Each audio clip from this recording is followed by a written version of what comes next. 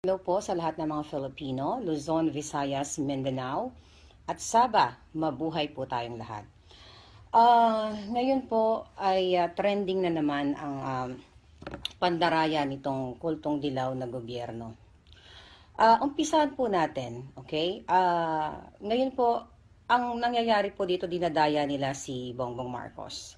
Para po sa lahat ng mga Filipino, ang pandaraya po ng Liberal Party, hindi na po ito pandaraya lang kay Bongbong Marcos. Ang pandaraya po na ginagawa nila ay pandaraya po sa ating lahat ng mga Pilipino. Lahat ng gusto ng pagbabago, lahat ng gusto natin i-count ang ating boto, dinaya po nila tayo. Kitang-kita po naman. Ako po ay sumubaybay sa pagboto. I think mga alas 8 ng gabi po, nakikita ko na mahigit 1,000,000. Okay, ang lamang nitong ni Bongbong Marcos. So, papalapit na papalapit yung after hour nag-update po sila. Every hour nag-update po sila. Tapos no mga 12 midnight po, nakita ko na parang medyo slow na yung movement ng mga numbers. So ngayon, nag-check po ako sa mga live telecast. Then chine-check ko rin po yung website ng COMELEC. Doon mo po makikita sa GMA, okay, ina-update nila. Let's say, ilalabas po nila yung president result, presidential votes. Tapos po, medyo ipopost nila yung sa vice presidential. Tapos pag nakapost po, lilipat ako dun sa website ng COMELEC. Ang website po ng COMELEC, on and off po, hindi mo ma-access. Ang question dito, bakit, di ba, government website yan, bakit on and off? Hindi po ba baliwanag na niluluto nila, okay, ang resulta? Unang-una, okay, ito po, nag-trending na rin po ito, post po ito ni Apple Ampatuan. May nahulihan daw po doon, okay, na 4 na SD cards at worth 4 million na checks na may pirma po ni Governor Manguda Datu, okay, sa ano po ito, sa Maguindanao. Nakilala po ito si Governor Toto Manguda Datu, nakaalyado nitong si Aquino. Base po sa post na ito, ay humihingi po ng tulong ating mga kababayan sa Mindanao na i-eri po natin ito na malaman po ng ating buong bayan, ng buong Pilipino na nagaganap po ang kaletsihan at pandaraya ng mga kultong dilaw. Kung babalikan po natin, okay, Marcos compare Robredo. Unang-una si Robredo, okay, si Pabebe, Leni Robredo, na arte-arte, ay wala naman po siyang solid supporters. Hindi po siya inendorso ng INC, ng mga Christian group. So wala po siyang ganun. At saka, the fact na baguhan po siya, hindi nga po siya kilala sa mga liblib na lugar. So nakatanggap po siya base doon sa fabricated result. Okay, unofficial fabricated result, okay, ng COMELEC, ay meron siyang 13 million votes. Okay, more than 13 million votes. If you compare, si Mayor Duterte nakakuha dahil ng more than 15 million votes. If you compare po yung figures na yon sa popularity at suporta ng mga Pilipino all over the world, compared to Pabebe Leni Robredo, 13 million, ganun siya ka-popular. So, come on, okay? Isa po itong malaking pandaraya, okay? Ito pa po, kung napanood po ninyo yung video ni Robredo, okay, bago ang eleksyon, na tinanong siya ni Ces Drilon kung saan siya kumukuha ng pondo sa kampanya. Kasi siya po, si Robredo po ang pinakamalaking spender sa ad campaign niya, which is umabot po, base sa report, 406 million po ang kanya nagastos. Nung tinanong po siya ni Ces Drilon, ang sinabi po niya, kung saan daw po nagagaling ang kanyang pondo, ito daw po ay mga tulong sa kanya ng mga tao. Habang sinasabi po niya, itong salitang ito ay umiikot-ikot ang kanyang mata na obvious na nagsisinungaling, na ito daw po ay galing sa mga volunteers na nagtinda ng lugaw, na nagtinda ng ice cream. Putang ina.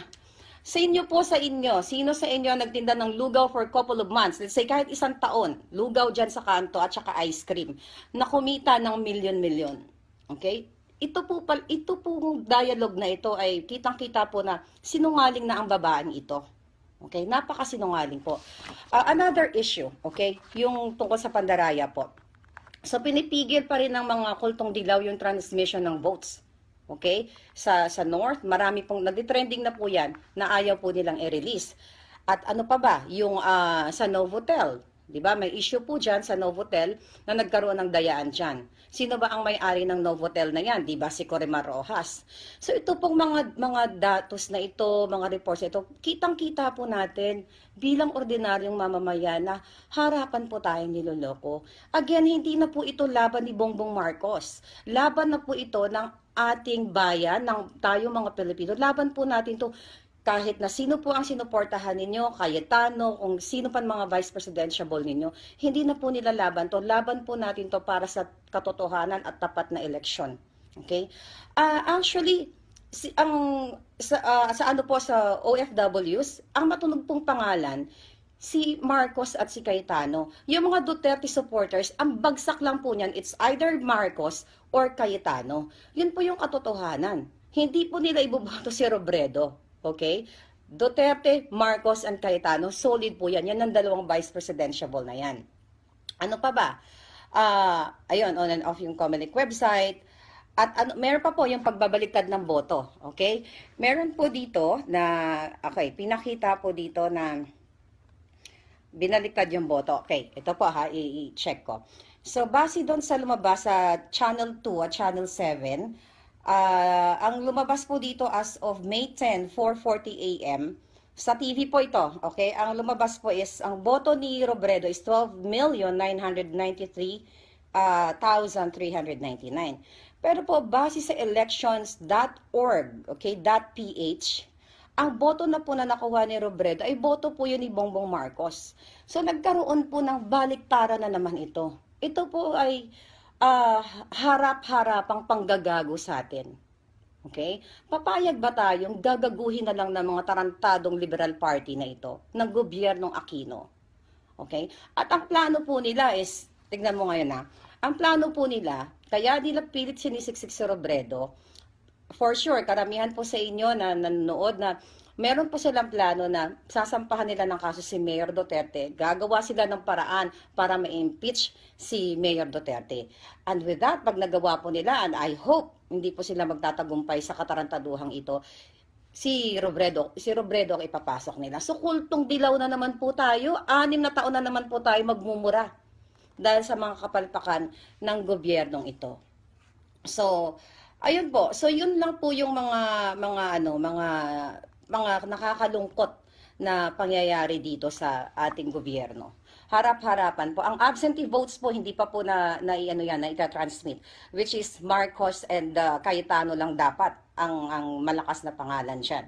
So, makikita po natin kung paano po tayo ginagago nitong gobyernong ito para bang tayo po ay hindi nakapag-aral, para po tayo mga abnormal sa tingin nila dahil sila ay normal. At ikaw, Leni Robredo, okay, itigil mo na yung pagpapanggap mo. Okay, maging role model po sana kayo. At saka sana po, yung pagpapabebe ninyo, yung arte-arte nyo ng pagsasalita. Abogado po ba kayo? Okay, sa mga hindi po nakapanood, isa sa mga interview niya, tinatanong siya doon nagsasalita po siya tungkol sa regarding kay Maroja. So mayroon po siya, may dialogue doon na sabi niya, sometimes nga if I'm so gutom, okay, I'm so hiya to ask Marojas to eat muna. What the heck? 15 years old ka ba, Robredo? Ha? Hindi, yung arte mo, hindi totoo, hindi natural. Kung natural sana yan, babagay sa'yo. But anyways, hindi yan ang issue. Naalala ko lang po yung kaartehan niya sa pabebe-bebe niya. Diyos ko, 50 anyos ka na, day. Umaarte-arte ka ng ganyan. So, sa ano po, sa ating mga Pilipino, all over the world, wag po tayong sumuko. Okay, kahit sino po ang sinusuportahan ninyong vice presidential, ulit, hindi na po ito laban ni Bongbong Marcos. Laban po ito nating mga Pilipino. Kaya po, mabuhay po tayong lahat at sana lumabas po ang katotohanan at ipaglaban po natin ang karapatan natin. Huwag po tayong patatalo dito sa mga salot na gobyernong Aquino. So, yun lang po. Tuloy po ang laban natin. Tuloy-tuloy lang po, wag po tayo patatalo dito. Mabuhay po tayong lahat na nag-aasam, okay, ng tunay na pagbabago at progresibong bukas. So again, laban po tayo, mabuhay po kayong lahat at sana po makamit na po talaga natin ang kapayapaan at pagbabago sa ating bayan. Lahat po tayo naman gusto ng pagbabago. So, iisa lang po ang mission natin bilang Pilipino. Matagal na po tayong ganito Diba? Paulit-ulit na lang po, nakakarindi na. Tapos paulit-ulit na mga leader pa rin. Like yung mga Liberal Party na yan.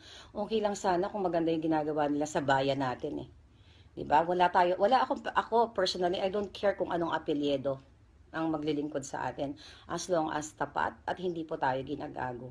So, yun lang po. Mabuhay po tayong lahat. At magdasal po tayo na lumabas ang katotohanan. God bless.